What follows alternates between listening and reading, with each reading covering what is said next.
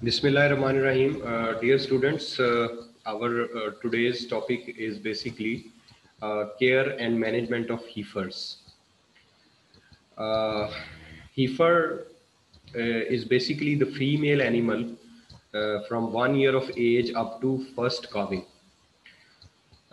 We can say that heifers are future cows of the herd. And we must keep in mind that on most of the dairy farms, 20 to 25% of the cows are replaced every year with freshly calved heifers. Uh, Regarding care and management of heifers, it is necessary to provide adequate number of healthy, genetically superior herd replacements, and it's very important, especially if we consider the nutrition and management of heifers.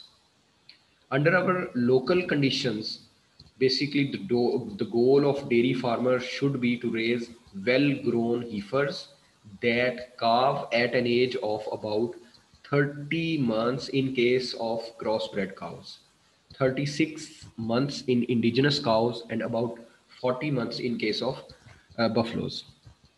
Basically, these figures are almost very old.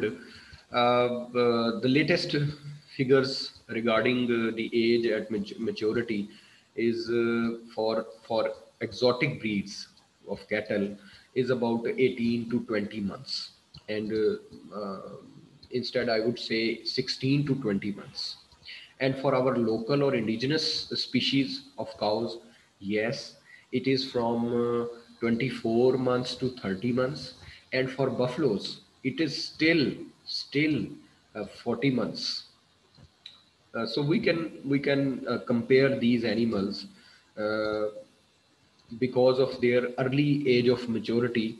That is, exotic breeds have early age of maturity as compared to our indigenous cattle and buffalo breeds.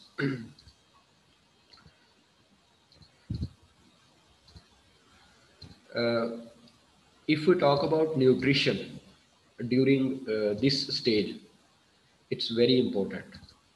We should basically feed good quality green fodder, which should be supplemented with some amount of concentrate mixture, and it should be done ad libitum. It should be done ad libitum. That means ad libitum means the animal should have free access to feed and water for 24 hours. That means whenever animal feels hungry, it should have supply of feed or fodder. That means concentrate and fodders.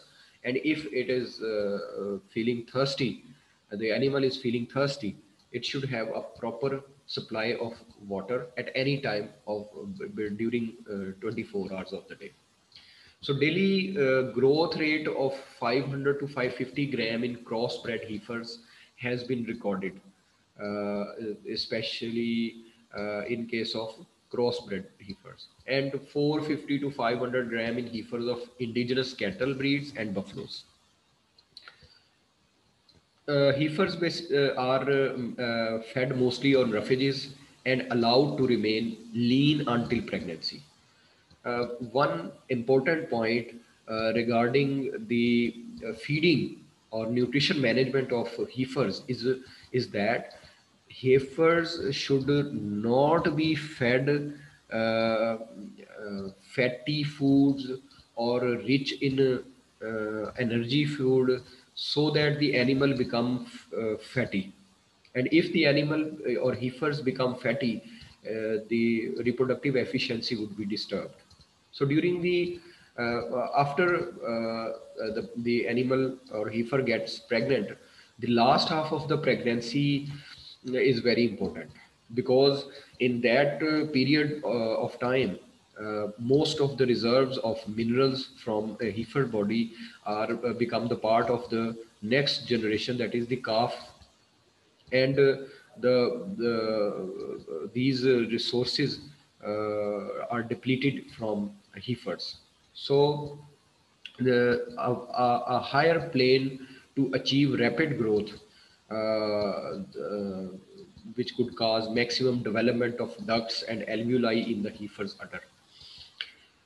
During first calving or first pregnancy of the heifers, it is very important to feed at a higher plane because the alveoli and the ducts are developing in heifer's udder. Therefore, nutrition management at this stage is very critical and plays pivotal role not only for future generations but also for the productivity of this animal, of this heifer. Housing, regarding housing, loose system of housing is generally followed through most of the country, except in heavy rainfall and coastal areas. In coastal areas and heavy rainfall areas, they are provided with sheds because definitely the housing scheme for coastal areas for these animals is different as compared to plain areas. In case of summer, heifers should be protected, must be protected from summer stress uh, in order to get better growth of the heifers. For this purpose, in order to avoid the heifers from summer stress or heat stress, water sprinkling or splashing during hotter parts of the day, twice or thrice daily, and provision of ceiling fans in the sheds, provision of misters cooling devices, and valuing, especially in buffalo heifers, are some of the practices to be followed for the protection of heifers from heat stress. Uh, at buffalo farms, basically buffaloes are provided with I mean, swim ponds, and because buffaloes they get happy or they do a process of wallowing, they enjoy swimming in water because it's a water animal or animal of marshes. Therefore a swimming pool or pond is necessary if you have a buffalo farm. But in case of cattle, it's okay if you don't have this pond or pool. Uh, these can be reared without these ponds. Uh, just like heat stress, there is also a cold stress, which is definitely in winters. Uh, and For the protection from cold stress in winters, heifers are offered a well balanced, nutritious diet.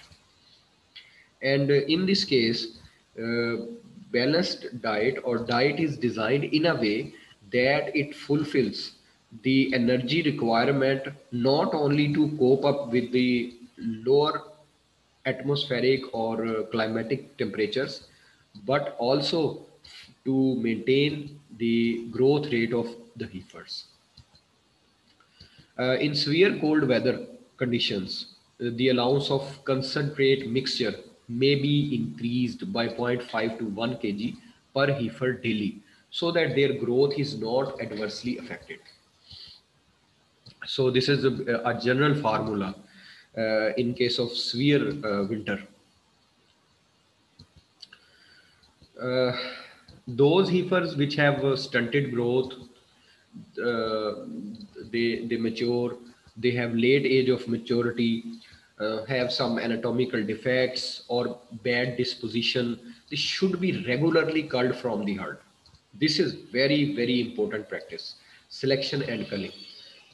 Culling of those animals which have stunted growth, which have a late age of maturity, anatomical defects, or bad disposition.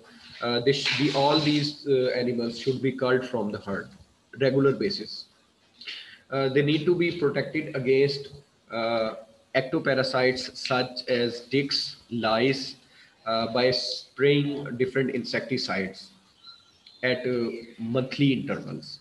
So ectoparasites, especially lice or ticks, are very important because in case of heifers, if these parasites are present, they may cause post parturition problems. Then comes the housing management. The floors, walls, and roofs of the heifers sheds should also be sprayed to make them free from these parasites. I mean, everywhere. The surroundings of the heifers should also be free from these parasites. And when the heifers reach at the age of puberty, they should be observed for signs of heat every day.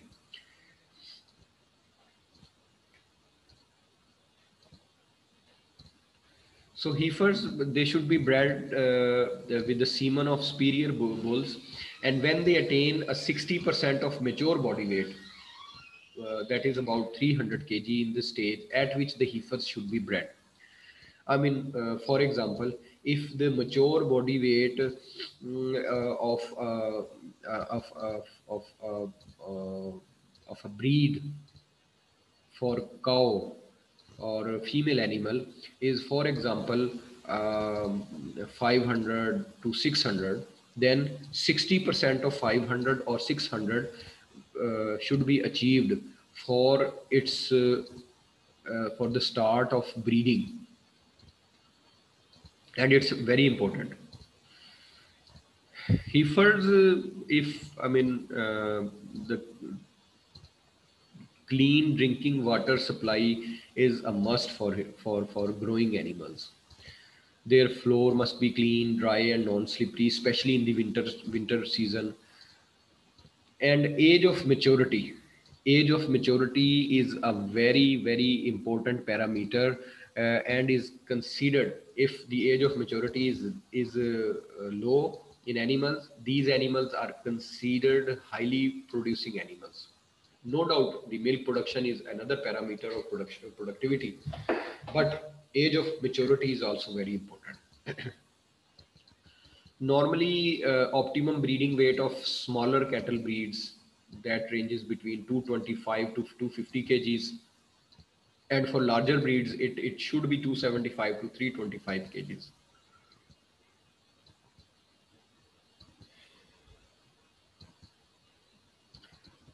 In case of this optimum breeding weight, in heavy breeds, it should be reached by 15 to 18 months. And in smaller breeds, it is expected to reach, these animals are expected to reach these breeding age or breeding weight within 22 to 25 months. Breeding very young heifers is also not recommended. From 15 to 20% of the average milking herd, it should be replaced each year. And for replacements, there is a dire need to select only those animals with the highest potential for milk production. Definitely, in this case, pedigree records are very important. Heifers, they should also be fed good quality green fodders or straws, which are supplemented with concentrates and mineral supplements.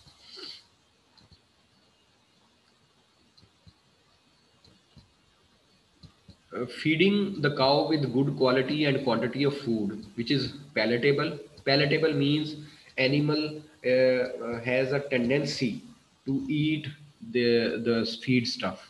That is known as palatability. Because in this period, the cow has less appetite and may remain under stress. So proper care and management to guard milk fever that must be taken. Primary cause is often hypocalcemia. Hence, calcium and vitamin D feeding in periparturient, that is before parturition period, gives good result. This is a very important practice, especially those pregnant heifers which are in the last trimester of their pregnancy. They should be fed with calcium and vitamin D in order to avoid post-parturient issues. Fatty cows are more prone to postpartum ketosis. So during this period, there is a possibility of retained placenta, metritis, milk fever, uterine prolapse, and mastitis. And all these issues we will be discussing in the coming lectures, especially in the final syllabus.